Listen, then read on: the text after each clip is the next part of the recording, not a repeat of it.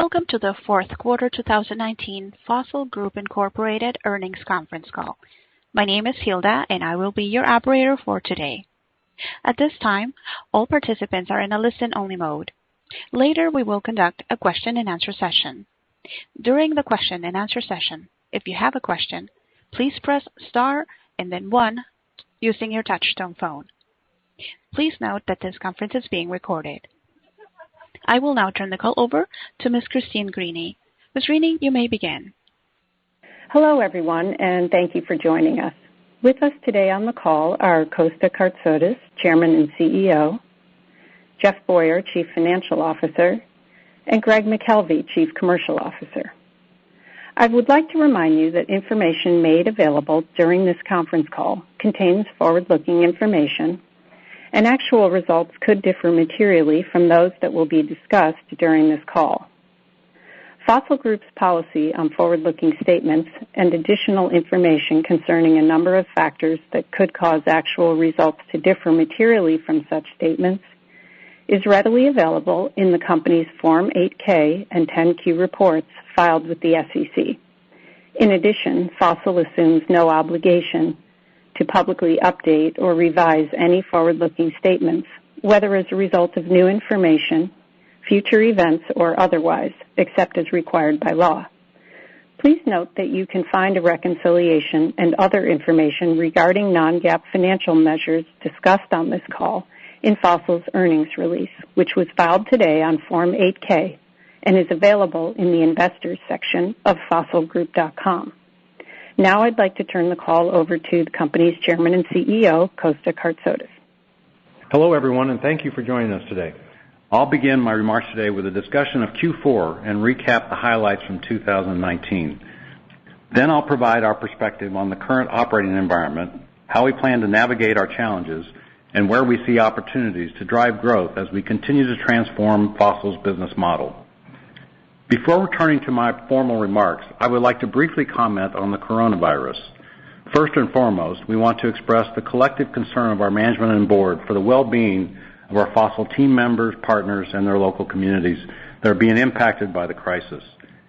As it relates to our business, the 2020 outlook that Jeff will take you through reflects our current assumptions based on what we know today. As the situation unfolds, we will continue to monitor events closely and update our guidance if needed.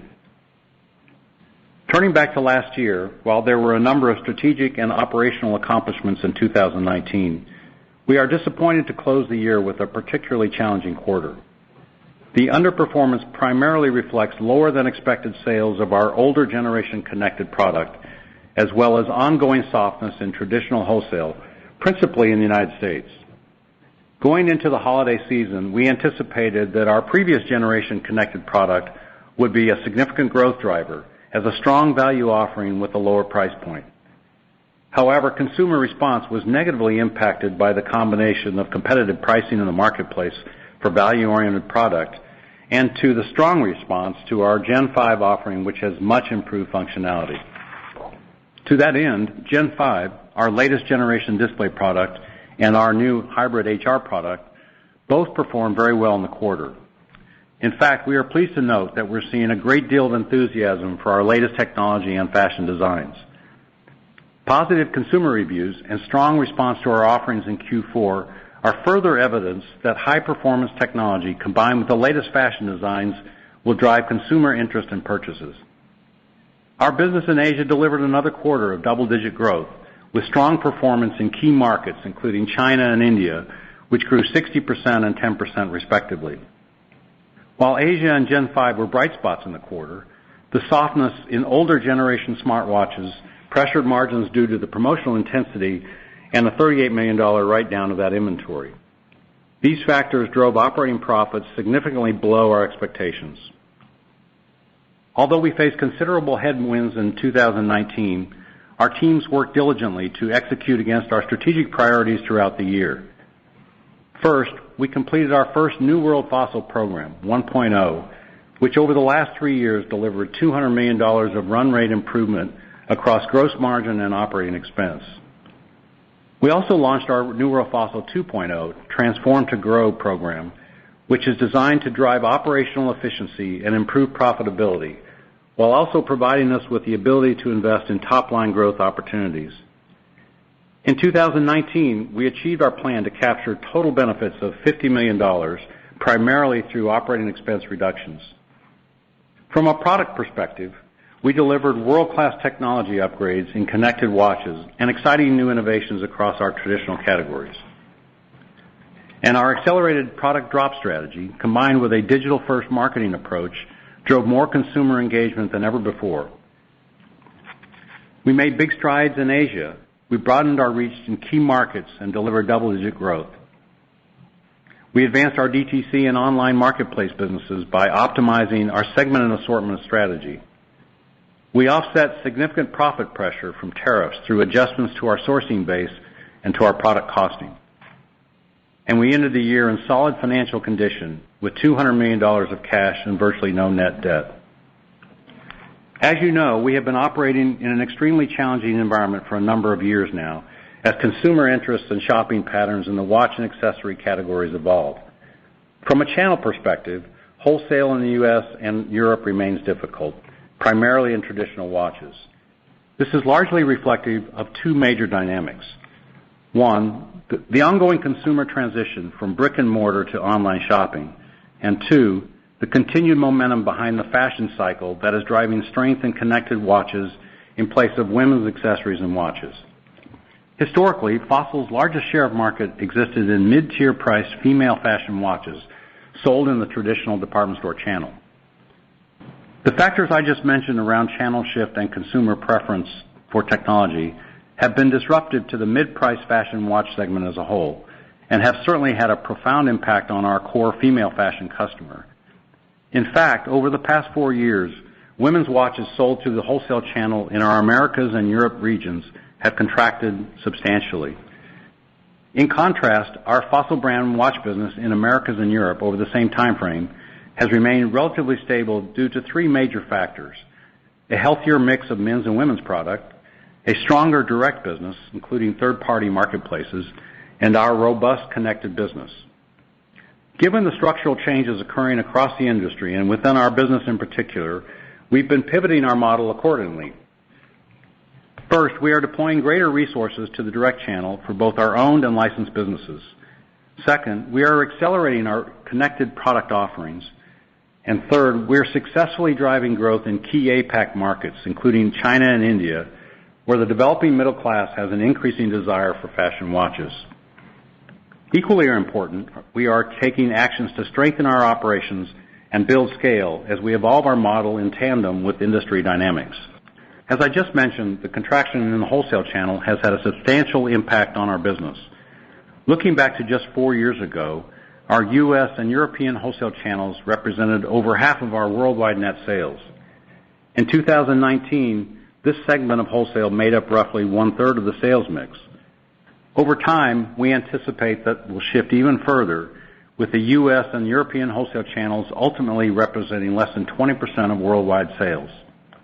Because we expect these secular trends will persist, our mandate is to maximize top-line growth opportunities outside of the traditional wholesale, while at the same time transforming our financial model to improve profitability over the long term.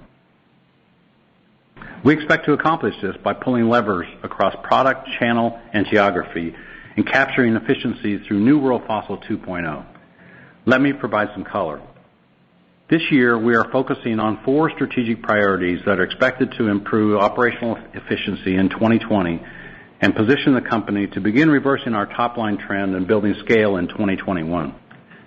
Priority number 1 is delivering exceptional storytelling and innovation. The path forward to changing our sales trajectory will come first and foremost from great product and unmatched creativity. Although we'll have fewer product stories in the market in 2020, we're going to tell them in bolder ways through focused digital marketing programs. We've expanded our use of data and analytics, which is improving our ability to understand consumer trends and preferences and how to more effectively interact with the customer digitally. We have significant opportunities in our traditional and connected watch categories, and we're also refocusing our efforts on the jewelry category. In 2020, we'll be refining our assortment levels and distribution strategy in connected watches to more closely reflect consumer preferences across channel and assortment. Consumers are telling us that the shopping experience for connected product in traditional wholesale channels is not compelling. To address this, we will be launching connected LTE product this year and aggressively expanding in the CE and telecom channels while reducing our connected presence in select wholesale accounts and brands. We anticipate that the reduced assortment and distribution will be partially offset by expanded CE and telecom channels in 2020 with growth in 2021 and beyond. Priority number 2 is driving commercial transformation. The consumer is increasingly gravitating to all things digital, and we're moving quickly to improve our digital capabilities across the company. This encompasses everything from multi-brand omni-channel capabilities, digital marketing and CRM, to analysis, targeting, and retention. The implementation of our new e-commerce platform is in process now and brings us a robust set of tools to support a larger direct-to-consumer business in the coming years. Importantly, the nature of our high dollar value, small cube proposition will enable us to increase our DTC business without pressuring margins, as often happens in other categories. Our third strategic priority is to expand on our opportunity in China and India, which, as I mentioned earlier, both grew double digits in 2019. The emerging middle class in these countries loves our categories and brands. We've had great success with our localized marketing and segmented assortment approach, and we see even more runway to accelerate growth in these markets going forward.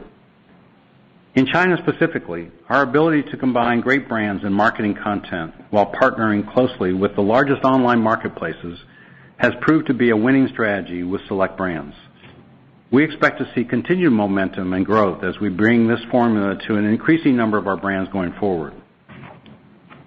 Our fourth priority is continuing to implement New World FOSL 2.0. In 2019, we conducted a comprehensive review of our operating model, and our leadership team has been working with a sense of urgency to drive greater efficiency in our processes and work streams throughout the organization. Notably, we see a significant opportunity to re-engineer our supply chain. We plan to drive improvement in our end-to-end manufacturing and distribution capabilities, which will allow us to reduce lead times, lower costs, and enhance our overall competitiveness. Major initiatives in 2020 include implementing advanced demand planning and a more sophisticated open-to-buy process. Cost reduction is also a critical component of New World FOSL 2.0.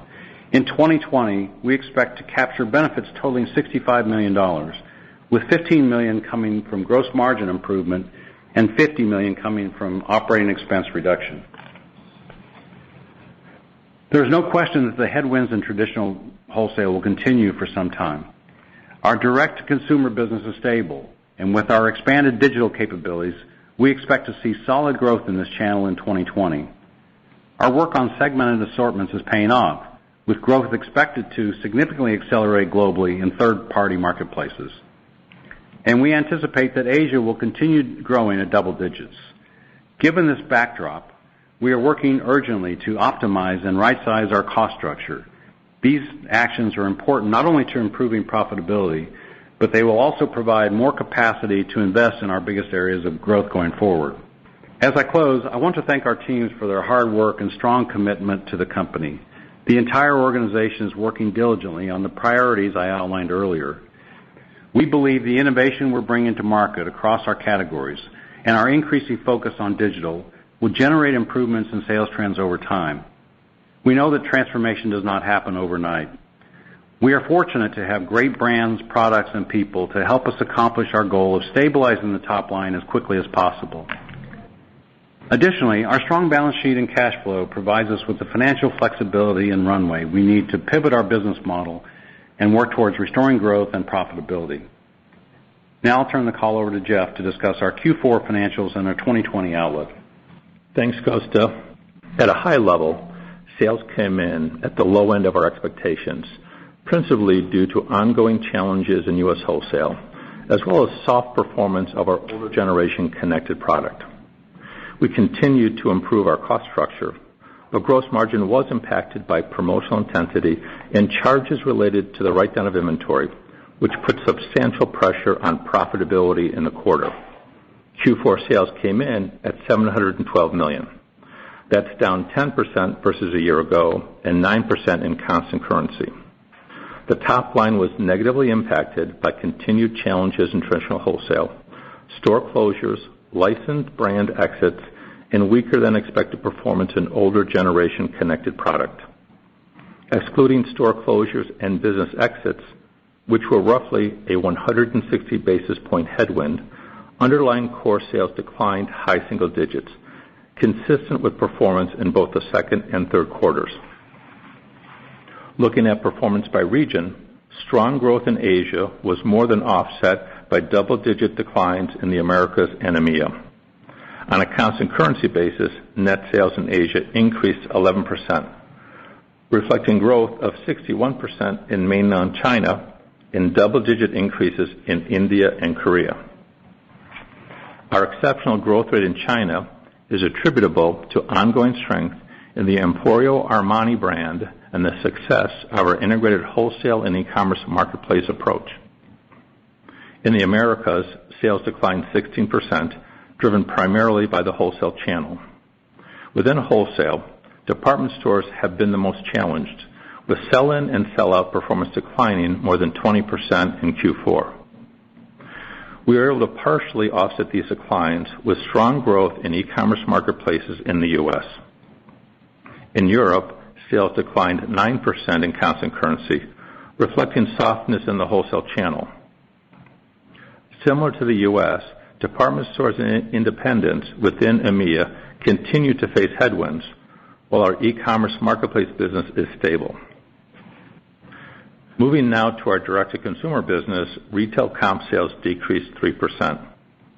While full-price comps were down high single digits in the quarter, outlet comps were positive, driven by more effective promotions. Within e-commerce, international strength was offset by softness in the Americas, primarily resulting from underperformance in older generation connected product.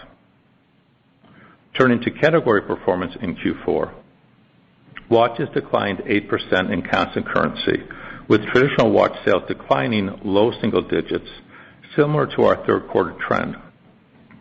Connected watch sales, which represented 18% of total watch sales in the quarter, decreased double digits.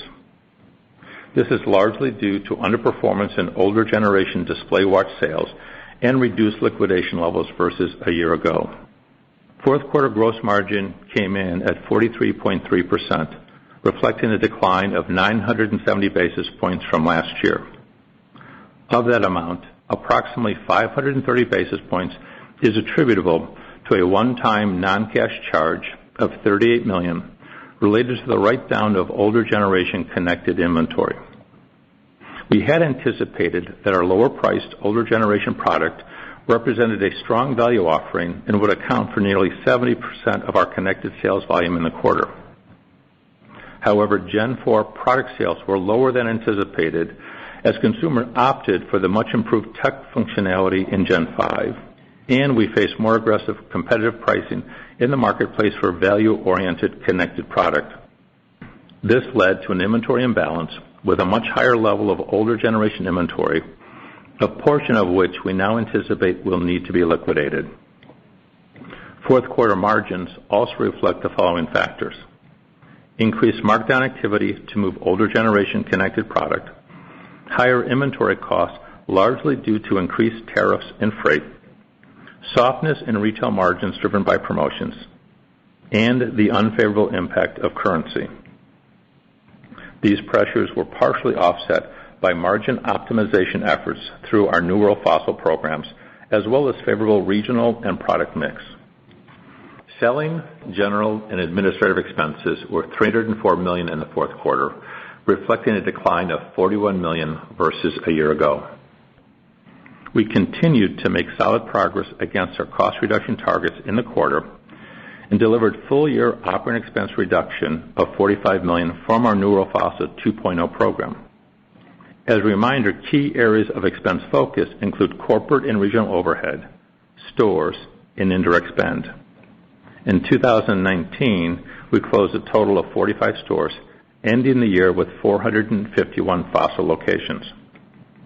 Income tax expenses in the fourth quarter were approximately $1 million, The negative effective tax rate was driven mainly by the recognition of deferred tax asset valuation allowances and an unfavorable impact from the GILTI provision of the Tax Cuts and Jobs Act.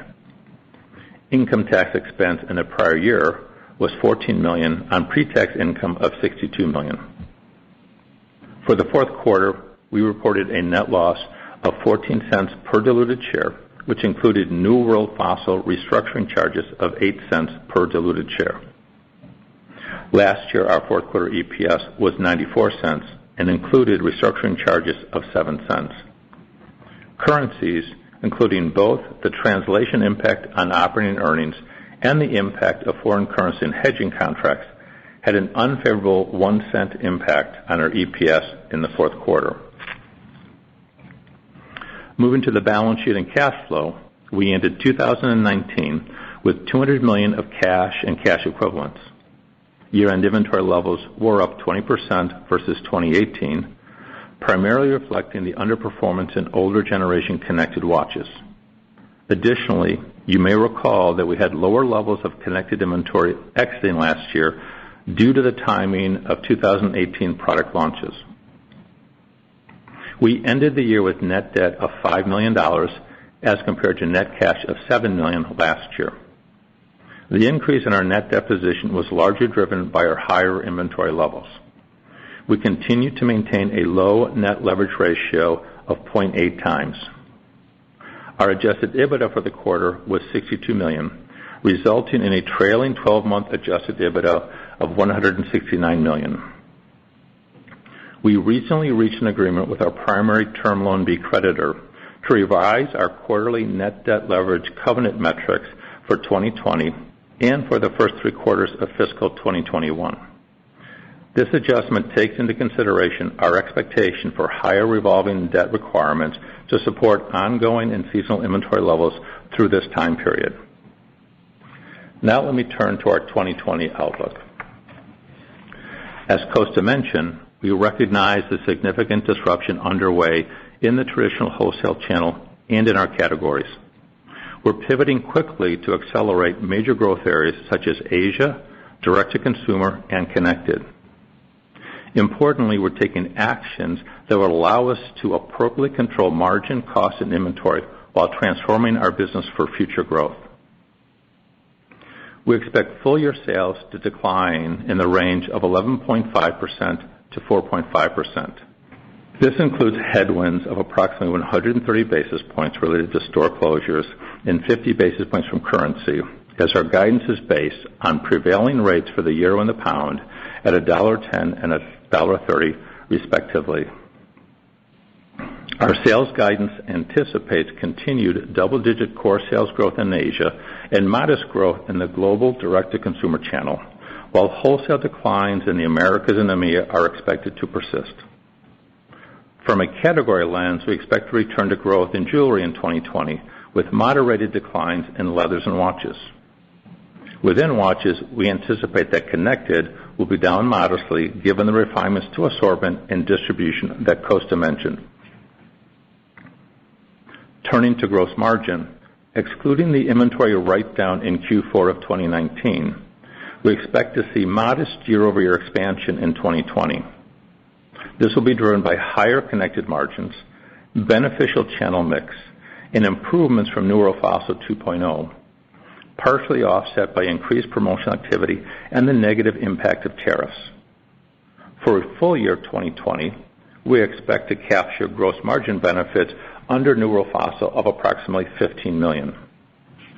Gross margins are expected to be relatively consistent on a sequential basis throughout 2020, with some year-over-year pressure in the first half and improvement in the second half. Moving now to operating expenses, we expect our New World FOSL initiatives to deliver approximately $50 million of operating expense reduction in 2020. Cost savings are expected to be driven by organizational efficiencies as well as lower spending levels. The anticipated reductions will be partially offset by incentive compensation included in our 2020 plan. We expect to incur $35 million of charges related to restructuring efforts in 2020, including severance and related costs. On a sequential basis, first quarter operating expense is expected to be down slightly to last year, including restructuring expenses of approximately $12 million. Moving beyond the first quarter, expenses are expected to decline at roughly the rate of sales as the impact of newer FOSL benefits is realized.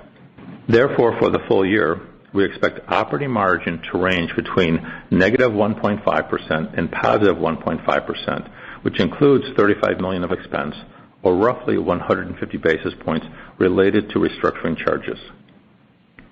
First quarter operating margin is expected to range from negative 14% to negative 10%, inclusive of $12 million of restructuring charges, or roughly 300 basis points. For the full year, we expect interest expense of approximately $32 million, and we're planning CapEx at $25 million. We expect to carry elevated levels of inventory through the first half of the year as we work through the higher levels of Gen 4 connected product. Before we open the call to questions, I want to echo Kosta's sentiment regarding the coronavirus and reiterate that because this is such a dynamic situation, the guidance we're providing today may need to be revised if the crisis extends beyond Q1. Now I'll ask the operator to open the call to questions. Operator?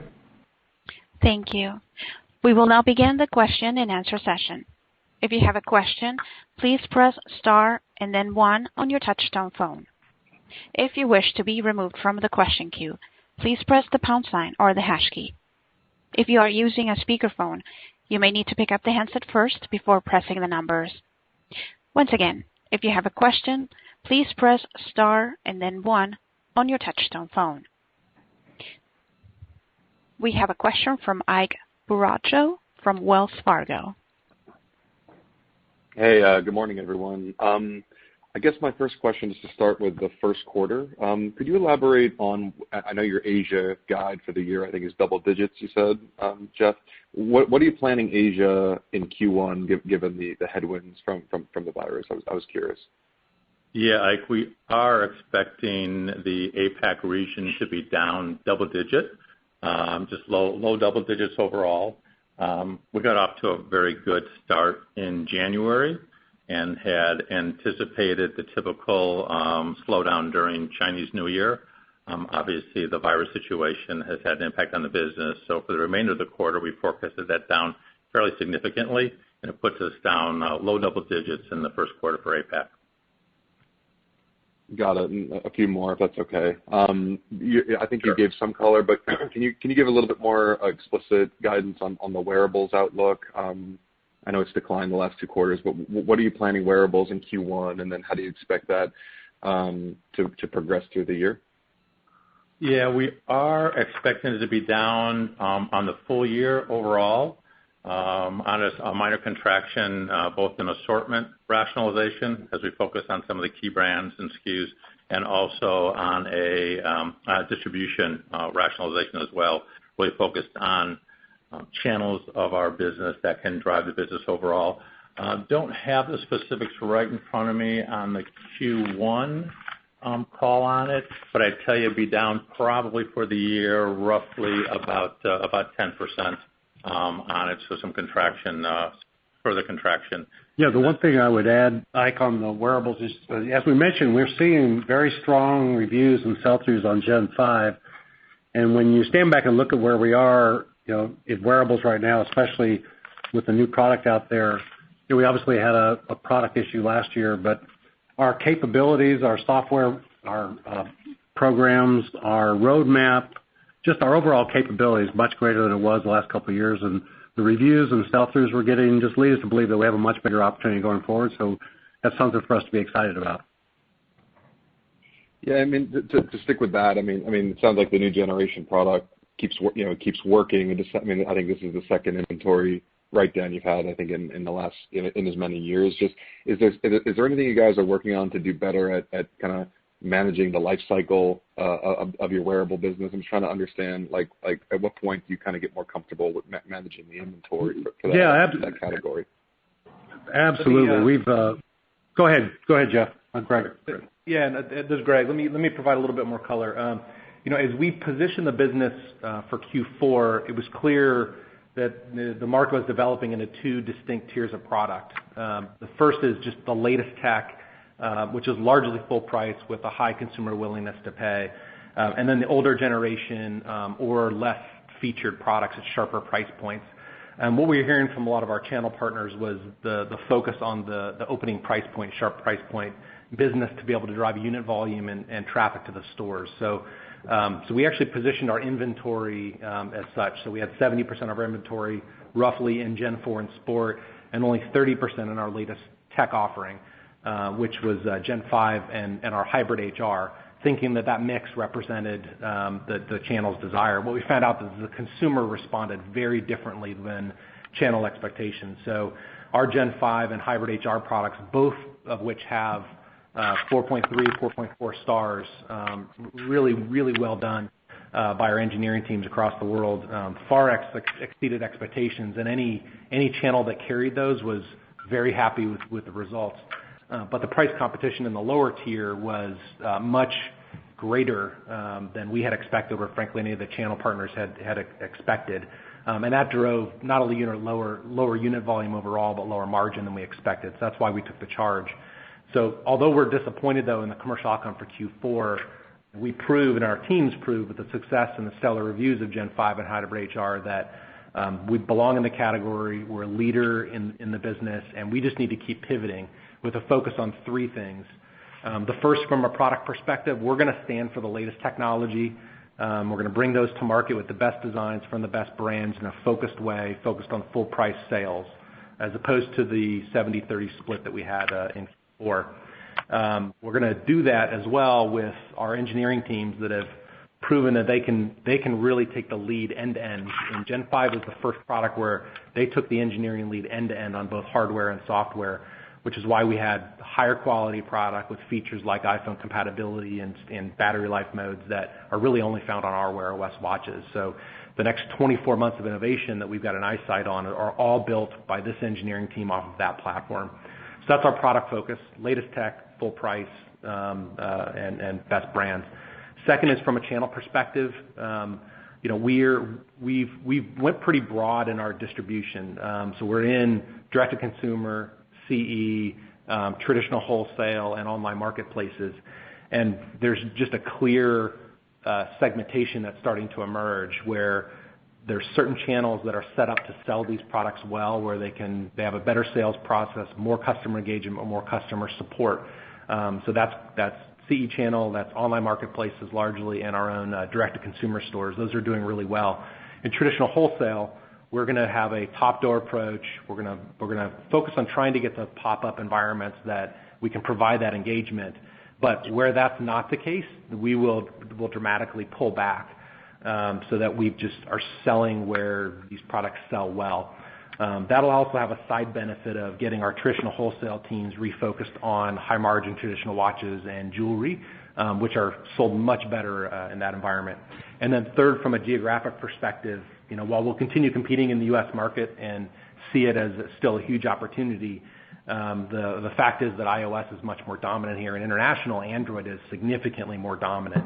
So we'll be doubling down our growth in international markets where Android has a much larger market share of the smartphone market, which will allow us to capture much larger, or go after much larger addressable market. So in summary, smartwatch market continues to grow. We're just now seeing our best products built from our exceptional internal engineering and supply chain teams. We're going to reposition the business this year with the right product in the right locations and the right geographies. We're confident the best is yet to come here. Got it. Thanks, Greg. And just last on the balance sheet, if I can have one more. Jeff, can you help me understand a few things, just the term loan amendment details, and also I think in that 8K it said there was a potential leverage covenant violation that would come up in Q2. I'm just kind of curious what exactly is going on with the amendment and what's going on there. And then just quickly, can you give it? Sorry, go ahead, Jeff. Yeah, the amendment's complete, so we have that in place right now with a broader net leverage ratio metric. So it's 2.7 times for the next 4 quarters, all of this year, net debt over EBITDA. And some of that's drawn by the inventory levels that we have. Also, we got into the conversation, given some of the business issues out there right now with the coronavirus. I want to make sure we had some protection on that. It continues on into next year at 2.25 for the first 3 quarters of the year, and reverts back to the 1.5 times net debt leverage for Q4 of 2021 on it. So we're in a good position with that. So that's all done and behind us at this point, Ike. So there's not a leverage issue. Got it. Thank you, Jeff. And then lastly, can you help us with CapEx, D&A, and then based on your guidance, I'm getting to a negative free cash flow number for this year. Can you correct me there? Help me out with the free cash number that's embedded in your guidance. You should have some modest free cash flow overall on it. CapEx of about $25 million overall on it. The depreciation number is roughly $50 million or so, $45-50 million on depreciation. And as you can appreciate, with a bit of extra inventory ending fiscal 19, that'll be reduced and will drive some working capital benefits. Probably something we can work with you a little closer on to get the specifics on that EBITDA calculation. Yep. Thank you very much, guys. Okay. Thanks, Ike. As a reminder, if you have any questions, please press *1 using your touchtone phone. If you are using a speakerphone, you may need to pick up the handset first before pressing the numbers. Our next question comes from Dana Telsey from Telsey Advisory. Good morning. Can you unpack a little bit about the wholesale channel, what you're seeing there, how it's impacted globally, and what changes you foresee for your product assortment? And then can you give us any update on the licensed brands and any timing of expirations, and particularly what's happening with the Kors brand? Thank you. On the channel discussion, I think we commented that we're largely expecting the trends to continue in both Europe and Americas, which means we quoted the sell-through issue in Americas and sell-in and sell-out issues being down about 20%. So we're still forecasting that for most of this year in America's wholesale. And then on EMEA isn't impacted quite as much. There's more in the mid-teens contraction we have. So those are both still in our forecast and in the underlying numbers. Those numbers largely are what's impacting our overall contraction as we make the change in the pivot to a more direct business model, both through third-party marketplaces as well as websites on it. So that's kind of the channel discussion. Strength in those channels, the DTC channel, as well as geographically the strength in APAC, we expect will rebound in the second half of the year. On licensed brands, I would tell you there's not a lot new to report. Continue to work closely with our licensed brands, have great relationships there. Continue to work with our Kors partners on the opportunity for watches and jewelry, both in the wholesale channel as well as in the boutiques, and that relationship continues to be very strong. From an expiration standpoint, there's no major expirations coming up at this point in time, and no major issues that we see in our licensed brand portfolio as we move through some of these transformation efforts that we're going through. I would just add, Jeff, that we just like we have historically, we still have great relationships with both our wholesale accounts and our licensing partners. So, and we're focused across the board with them on driving growth across channels. Within traditional wholesale, especially in the U.S., is definitely more promotional and trends are challenging, but we do see a lot of opportunity to continue to stabilize the business with just better product and better storytelling. And so, we've challenged our teams to create excitement for consumers in both brick and mortar and online. And then especially online, we see tremendous growth opportunity globally in the marketplace businesses that we're in. And frankly, now with our digital transformation that's accelerating with our Salesforce platform. So you're going to, both in wholesale, online marketplaces, and DTC, see digital bring to life the right product and the right storytelling this year, but also as we go into future years. And I would add also, we continue to look at the marketplace as it evolves, and we probably, over the next couple of years, will be adding additional licenses and changing some of our portfolio as we continue to evolve the business. And then just on the coronavirus, where are you in terms of factories, component parts, given diversification of manufacturing? How do you see that playing out as this very fluid situation is still underway? Actually, our factories are coming back online nicely, slower than we had anticipated.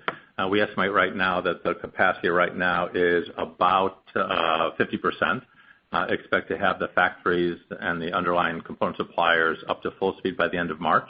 On it, we've been prioritizing key products on it. As you can tell from our inventory position, we're actually in a very good inventory position to manage through this process. We pulled some inventory ahead because of Chinese New Year's anyway, and the inventory that we have is good quality, and we're prioritizing production for key products that continue to sell. So we feel pretty good about our factories coming up to speed in China and being at full speed by the end of the first quarter. Thank you. Thanks, Dana. Thank you. I will now like to turn the call back to management for closing remarks. Before we sign off, we wish to again express our concern for all those affected by the coronavirus. Despite this near-term issue, we want to emphasize that we have every confidence that our transformation initiative will be successful over the long term. We have innovative products, talented people, and great partners. We have a capital-light business that generates good cash flow with no net debt at the year end. We're planning 2020 based on current market trends, but we will be driving our three major growth engines of Connected, Asia, and DTC to achieve top-line stabilization as quickly as possible. We appreciate your continued support and look forward to updating you in the next quarter. Thank you very much. Thank you. Ladies and gentlemen, this concludes today's conference. We thank you for participating. You may now disconnect.